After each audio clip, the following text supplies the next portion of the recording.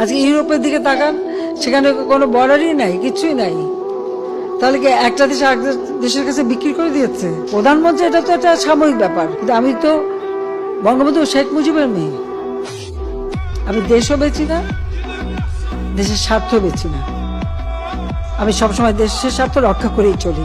গর্ব করে তো বলেন যে আমরা স্বাধীন দেশে আছি, কিন্তু স্বাধীন দেশের অবস্থা দেখলে মন চায় মরে যায় গলা দিয়া ফাঁসি। জানি মিথ্যা বলা মহাপাপ, কিন্তু সত্য বললেই বা আর কি লাভ? তাদের কান পর্যন্ত তো আর কখনোই পৌঁছায় না আমাদের এই কথাগুলোর তাপ। লক্ষ কোটি মানুষের জীবনের বিনিময়ে সোনার বাংলাদেশ স্বাধীন করলো, সেই দেশের মধ্য দিয়েই নাকি অন্য দেশের মানুষ যাতায়াতের রাস্তা করলো। কোন উপহাস না, একটা প্রশ্ন করতে চাই, নিজের ভালো তো পাগলও বুঝে, তাহলে আপনারা কেন বুঝেন নাই? তবে এর পরিণাম খুব ভয়াবহ হবে, বুঝতে পারবেন পরে ঠেলা। যখন আপনার জীবনেও অন্ধকার নাইমা আসবে, সেদিন ফুরায় যাবে ওই সুন্দর দিনের বেলা।